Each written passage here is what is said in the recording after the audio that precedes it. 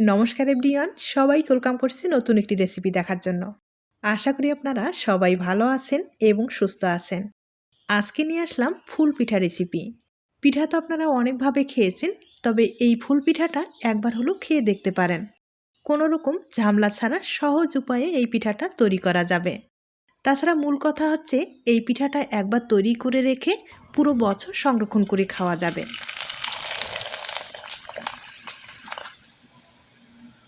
এবার চলুন কথা না বাড়িয়ে রেসিপিটি শুরু করা যাক। আশা করি আপনাদের ভালো লাগবে। এখানে আমি 200 গ্রাম চাল নিলাম, আর এটা আতপ চাল।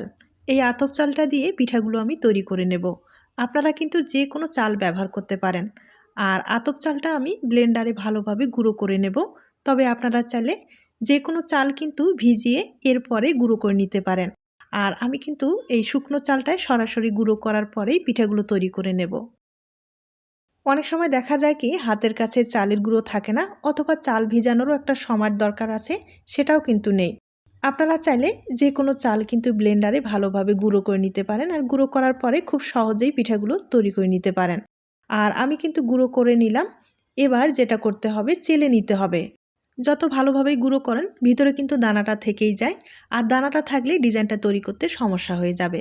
তার জন্য অবশ্যই চেলে নিতে হবে। আমি চেলে নেওয়ার পরেই পিঠাগুলো তৈরি করে দেখিয়ে দিচ্ছি। আর এই পিঠাটা তৈরি করতে গেলে কিন্তু বেশি সময় লাগবে না। আপনার হাতে 30 মিনিট সময় থাকলে খুব সহজেই পিঠার ডিজাইনটা তৈরি করে নিতে পারেন। চালের গুঁড়োটা খুব ভালোভাবে চেলে নিলাম, আর অবশিষ্ট অংশগুলো এগুলো কিন্তু লাগবে না, এগুলো ফেলে দিতে হবে। আর দেখতেই পারলেন কত তাড়াতাড়ি কিন্তু চালের গুঁড়োটা তৈরি হয়ে গেল। আর আপনাদের যদি ব্লেন্ডার মেশিনটা না থাকে, সেক্ষেত্রে কিন্তু চালটা ভিজিয়ে পাটায় বেটে নিতে পারেন। আর পাটায় বেটে নেওয়ার পরে আপনারা কিন্তু সহজেই পিঠাগুলো তৈরি করে নিতে পারেন, তবে একটু সময় লাগবে। আর এখন আমি এখানে 1 বাটি চালের গুঁড়ো ব্যবহার করলাম। এরপরে যেটা করতে হবে, এখানে স্বাদ মতো লবণ, এরপরে ফুটন্ত গরম জল ব্যবহার করব। এই পিঠাগুলো তৈরি করতে বেশি উপকরণ লাগে না, মাত্র একটি উপকরণ হলে সহজেই পিঠাগুলো তৈরি করা যায়। আর আপনারা যদি চান এখানে কিন্তু একটু চিনি ব্যবহার করতে পারেন। মানে মিষ্টিটা পছন্দ করলে আপনারা কিন্তু চিনি ব্যবহার করতে পারেন, অথবা পিঠাটা ভেজে নেওয়ার পরে আপনারা কিন্তু শিরা ব্যবহার করতে পারেন, গুড়ের শিরা, চিনির শিরা, অথবা চিনি ছড়িয়ে দিয়েও খেতে পারেন।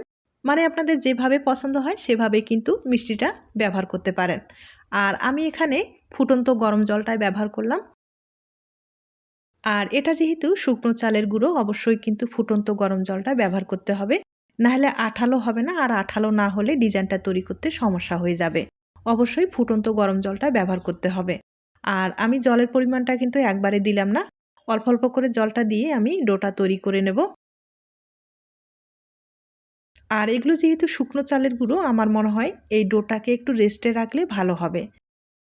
তাই সামান্য পরিমাণে আবারও একটু জল দিয়ে দিব, আর 5 মিনিটের মতো একটা প্লেট দিয়ে ঢেকে রেখে দিব। তাহলে কিন্তু ডোটা খুব ভালোভাবে সেট হয়ে যাবে, আর পিঠার ডিজাইনটা তৈরি করতেও অনেক সুবিধা হবে। তবে এভাবেও ডোটা ভালোভাবে তৈরি করা যায়, তবে একটু সময় নিয়ে কিন্তু ভালোভাবে মথে নিতে হবে। আর যদি ভালোভাবে মথে না নেন, সেক্ষেত্রে কিন্তু পিঠাগুলো যখন তেলে ভাজবেন তখন কিন্তু ফুলবে ঠিক, শক্ত হয়ে যাবে। মানে খেতে অতটা ভালো লাগবে না, আর শক্ত পিঠা খেতে কিন্তু অতটা ভালো লাগে না। আর আপনারা যদি ভালোভাবে ডোটা তৈরি করেন, সেক্ষেত্রে পিঠাগুলো দেখবেন তেলের দেওয়ার সাথেই ফুলে উঠবে এবং মুখে দিলেই মিলিয়ে যাবে। পিঠাটা তৈরি করতে গেলে অবশ্যই কিন্তু এই পদ্ধতিটি আপনারা ব্যবহার করবেন। দেখবেন আপনার পিঠাটাও কিন্তু ফুলে ডবল হয়ে যাবে এবং মুখে দিলেই মিলিয়ে যাবে। তখন আর চিনির শিরা, গুড়ের শিরা এগুলো কিন্তু কিছুই প্রয়োজন হবে না। তখন দেখবেন পিঠাটা মুখে দেওয়ার সাথেই অন্যরকম একটা স্বাদ চলে আসবে। আমি ডোটাকে খুব ভালোভাবে মুছে নিচ্ছি, আর মাঝে মাঝে কিন্তু একটু জল ব্যবহার করলাম, হয়তোবা আপনারা দেখে বুঝতে পেরেছেন। আর জল দিয়ে একটু পাতলা করে তৈরি করে নিতে হবে। আমি আপনাদের ঘনত্বটাও দেখিয়ে দেব। তবে এভাবে তৈরি করলে আর চেলে নেওয়ার কোনো রকম দরকার হবে না, ভিতরে কিন্তু কোনো রকম দানা থাকবে না। আর দেখা গেল যদি আপনারা ভালোভাবে মুছে না নেন, সেক্ষেত্রে কিন্তু ভিতরে দানা থেকে যায়, আর দানাটা থাকলে ডিজাইনটা তৈরি করতে সমস্যা হয়ে যাবে। তাই অবশ্যই একটু সময় নিয়ে ভালোভাবে মথে নিতে হবে। আমি মথে নিলাম, ভিতরে কিন্তু কোনো রকম দানা নেই। আর এখন আমি সামান্য একটু ডো আলাদা করে নিলাম, আর এটাতে একটু ফুড কালার ব্যবহার করব। সামান্য একটু ফুড কালার ব্যবহার করলে পিঠাটা দেখতে কিন্তু ভালো লাগবে। আর আপনারা যদি চান ফুড কালারটা ব্যবহার করবেন না, সেক্ষেত্রে কিন্তু স্কিপ করতে পারেন, আপনারা পুরো পিঠাটা সাদা রেখে দিতে পারেন। আমি কিন্তু সামান্য পরিমাণে ডোয়ে একটু ফুড কালার ব্যবহার করব।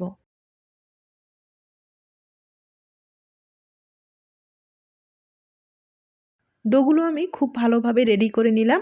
আর এখন পিঠার ডিজাইনটা তৈরি করে আপনাদের দেখিয়ে দিচ্ছি। আমি আপনাদের প্লাস্টিকে তৈরি করে দেখিয়ে দিচ্ছি। হালকা করে তেল লাগিয়ে নিলাম। আর আপনাদের যদি পাতার ব্যবস্থা থাকে বা পেপারের ব্যবস্থা থাকে সেক্ষেত্রে কিন্তু কলার পাতা অথবা পেপারে তৈরি করে নিতে পারেন। আর ডোগুলো আমি প্লাস্টিকে এভাবে ঢুকিয়ে নিলাম। আপনারা চাইলে কিন্তু সিরিঞ্জ ব্যবহার করতে পারেন। সিরিঞ্জের সাহায্যে খুব সহজেই এই পিঠাগুলো তৈরি করা যাবে।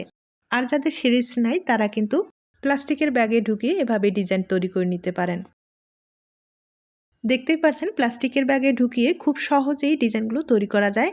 আর এগুলো কিন্তু কোনো রকম ঝামেলা হয় না। একবারে নর্মাল প্লাস্টিকের ব্যাগে ঢুকিয়ে আপনারা খুব সহজেই এই ডিজাইনগুলো তৈরি করে নিতে পারেন।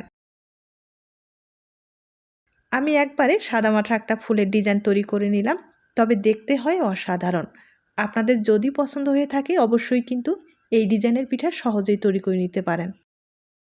এই ডিজাইনটা যখন তৈরি করবেন প্লাস্টিকের মুখটা একবার চিকন করে কেটে নিতে হবে।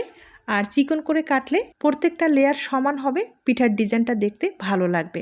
আর যদি আপনারা মোটা করে একটু ফুলটা তৈরি করতে চান সেক্ষেত্রে কিন্তু প্লাস্টিকের মুখটা সামান্য পরিমাণে একটু মোটা করে কেটে নেবেন। তাহলে পিঠাটা আপনাদের মনের মতো করে ডিজাইন তৈরি করে নিতে পারবেন।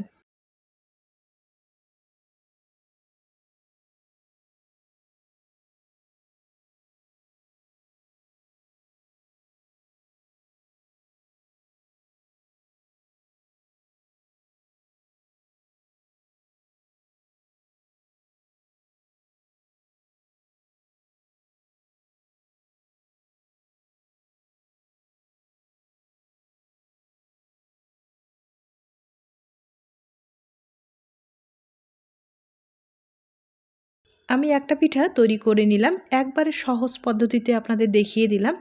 আবারও বলছি, আপনাদের যদি পছন্দ হয়ে থাকে অবশ্যই এই পদ্ধতিতে একবার হলেও পিঠাটা তৈরি করে দেখবেন।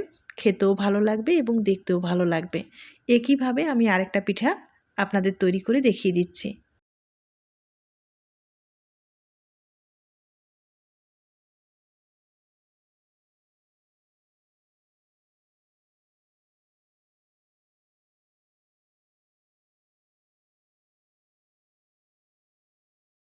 এই পিঠাগুলো তৈরি করার পরে ভাপিয়ে নিতে হবে।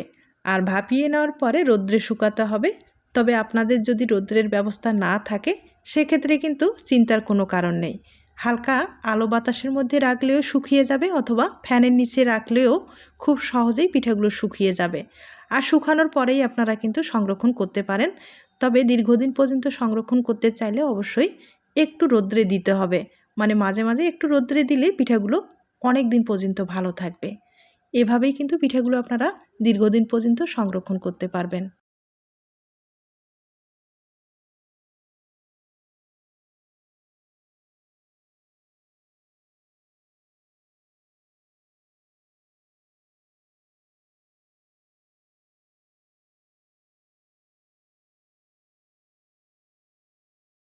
আমি আপনাদের দুইটা পিঠা তৈরি করে দেখিয়ে দিলাম। আর একইভাবে অনেকগুলো পিঠা তৈরি করা হয়ে গেছে। এবার পিঠাগুলো ভাপিয়ে নিতে হবে। আর এই পিঠাগুলো এতটাই হালকা, ভাপ দিতে কিন্তু বেশি সময় লাগবে না, 30 সেকেন্ড অথবা 20 সেকেন্ড হলেই হয়ে যাবে। আর আপনারা যদি একটু মোটা করে তৈরি করতে চান সেক্ষেত্রে কিন্তু 1 মিনিটের মতো ভাপিয়ে নিলেই হয়ে যাবে।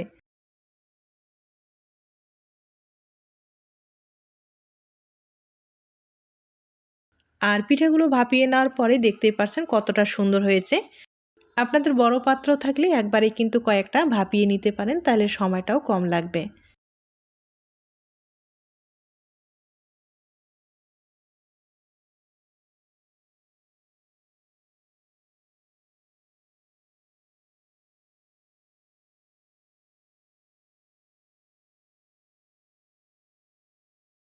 আমি আপনাদের কয়েকটা পিঠা ভাপিয়ে দেখিয়ে দিলাম। এবার আমি প্লাস্টিক থেকে পিঠাগুলোকে আলাদা করে দেখিয়ে দিচ্ছি। আর এই পিঠাগুলো না এতটাই হালকা, এগুলো কিন্তু শুকাতে বেশি সময় লাগবে না। রোদ্রে শুকালে 2 থেকে 3 ঘন্টার মতো হলেই শুকিয়ে যাবে। আর আবারও বলছি, যদি রোদ্রের ব্যবস্থা না থাকে সেক্ষেত্রে কিন্তু ফ্যানের নিচে শুকাতে পারেন, অথবা হালকা আলো বাতাসের মধ্যে রাখলেও পিঠাগুলো খুব সহজে শুকিয়ে যাবে। দেখতে পারছেন একবারে কিন্তু সাধারণ একটা ডিজাইন। দেখতে হয় অসাধারণ। আমি আবারও বলছি, অবশ্যই এই পদ্ধতিতে একবার হলো পিঠাটা তৈরি করে দেখবেন। খেতেও যেমন ভালো লাগবে, দেখতেও কিন্তু অসাধারণ।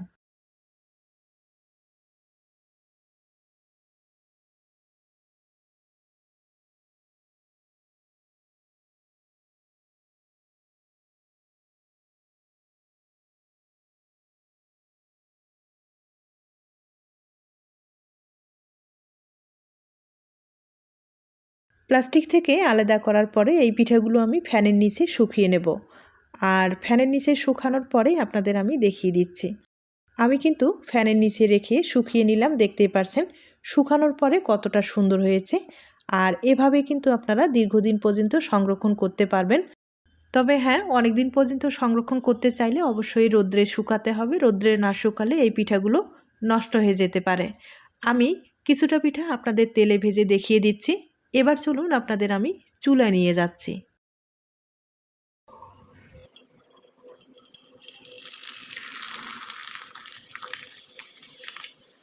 এই পিঠাগুলো একবারে হালকা, তাই তেলে দেবেন আর তুলে নেবেন।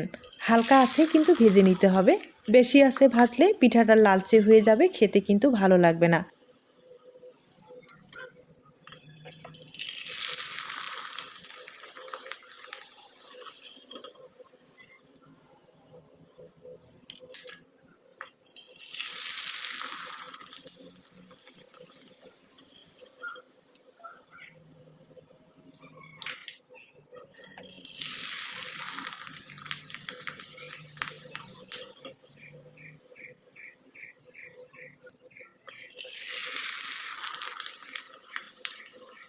আমি আপনাদের কয়েকটা পিঠা ভেজে দেখিয়ে দিলাম।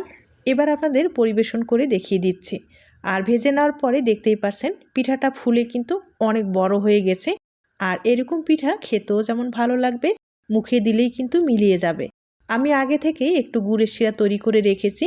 আর পিঠা বলে কথা, অবশ্যই কিন্তু শিরা ব্যবহার করলে পিঠাটা খেতে অনেক ভালো লাগবে। আমি গুড়ের শিরা কিন্তু উপরে একটু ছড়িয়ে দিচ্ছি।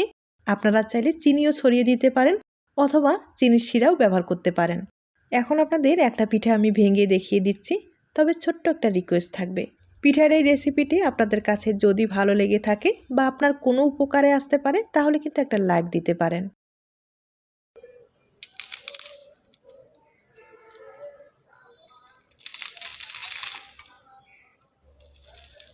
বুঝতে পেরেছেন পিঠাটা কতটা মুসমুসে হয়েছে। আর এরকম ধরনের মুসমুসে পিঠা খেতে কিন্তু দুর্দান্ত লাগবে। ভালো লাগলে অবশ্যই বাড়িতে ট্রাই করে দেখবেন। আজ তাহলে এ পর্যন্ত, নতুন কোনো রেসিপির সাথে আবার দেখা হবে। সবাই ভালো থাকবেন এবং সুস্থ থাকবেন।